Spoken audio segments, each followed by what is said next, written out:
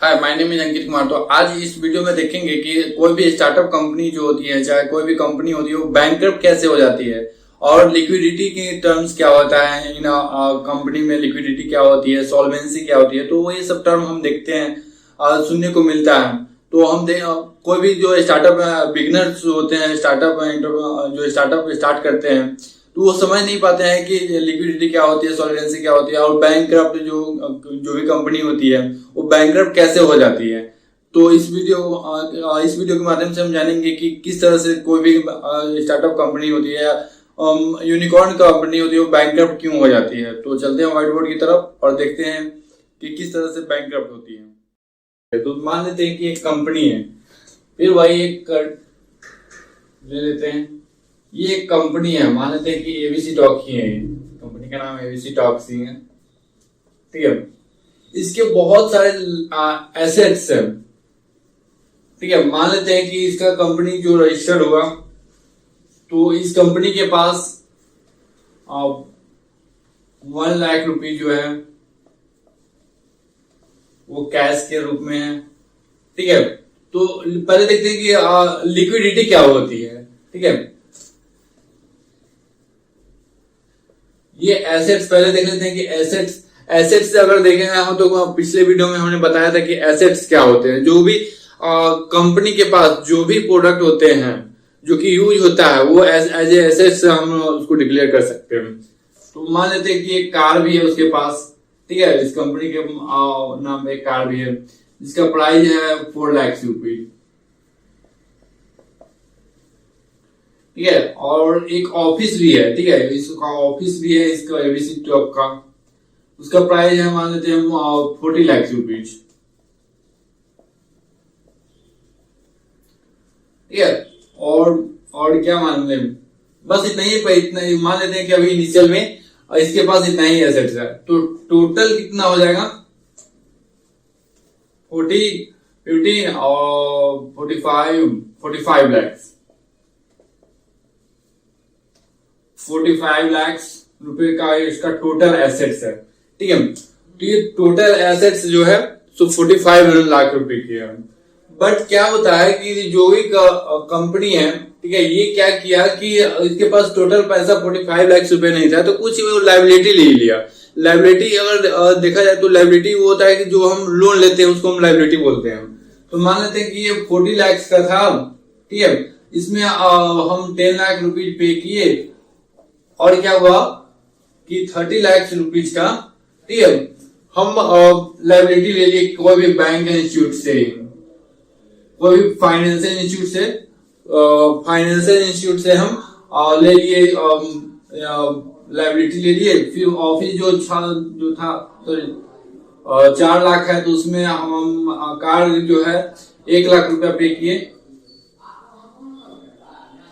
यहाँ कार का हम ऑफिस का जोड़ लिए थे, कार का क्या हुआ कि 1 लाख रुपया हम जोड़ लिए, 1 लाख रुपया हम कैश दिए, डाउन पेमेंट जिसको बोलते हैं, और फिर क्या हुआ कि हम 3 लाख रुपया लोन ले लिए जो कि लाइबिलिटी में आ गया, ठीक है। और फिर क्या हुआ कि ऑफिस जो था मेरा 14 लाख रुपए का, उसमें हम 10 लाख रुपया हम उसको डाउन पेमेंट किए, 30 लाख रुपए को हम लाइबिलिटी ले लिए। तो अपना ये एसेट्स क्या था, एसेट्स जो था वो 45 लाख रुपए की था। लिक्विडिटी कितना, लिक्विडिटी बोल रहे हैं, लाइबिलिटी हमारा कितना हो गया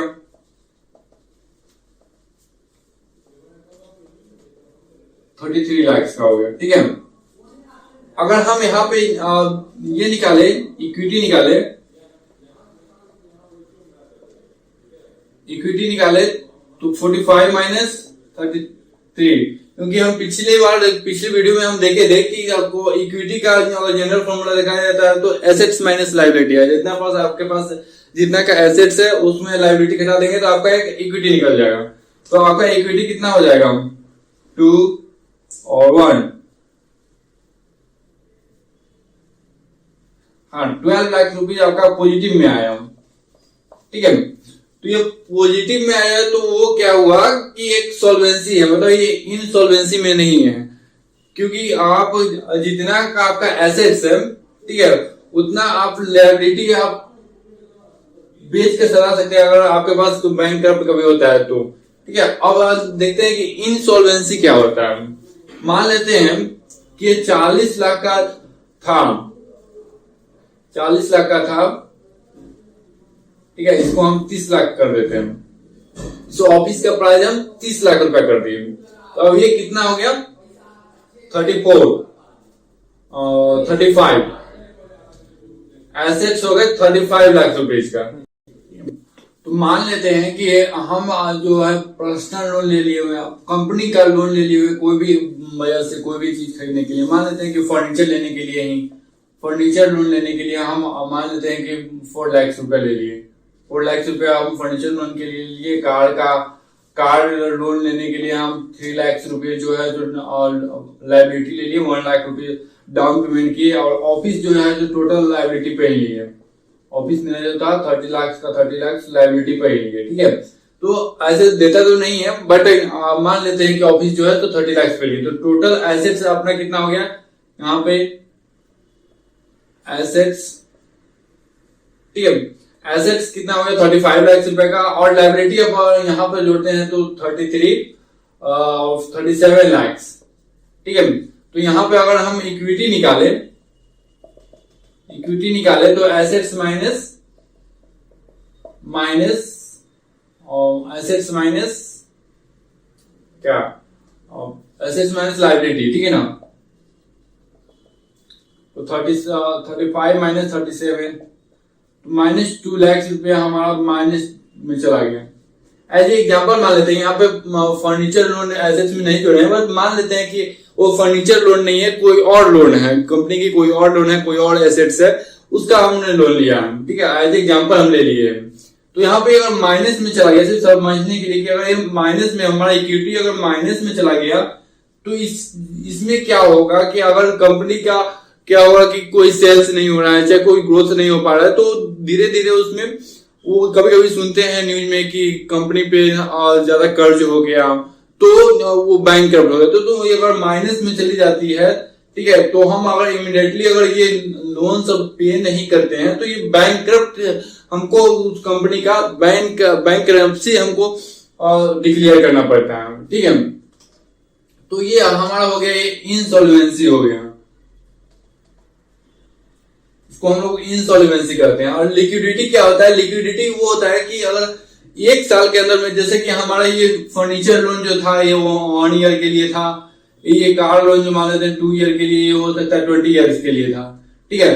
तो हमारे पास क्या ऐसा एसेट्स है जो कि इमीडिएटली हमको अगर पे करना पड़े, ठीक है, तो हमको अगर इमीडिएटली अगर पे करना होगा तो उसको हम लोग लिक्विडिटी करते हैं। मतलब कि जो भी इमीडिएटली हमारा एसेट्स होता है जो कि लायबिलिटी को फुलफिल कर पाता है, ठीक है, तो उसको हम लोग लिक्विडिटी कहते हैं। तो समझ में आया होगा कि कोई भी कंपनी जो है सो बैंकरप्ट क्यों हो जाती है, कैसे होती है। जैसे आप कोई भी स्टार्टअप स्टार्ट कर रहे हैं तो ये टर्म्स जानना जरूरी है कि आपका बैंकरप्ट क्यों होगा, कैसे हो जाएगा, ठीक है। तो आई होप ये समझ में आया होगा। Thank you.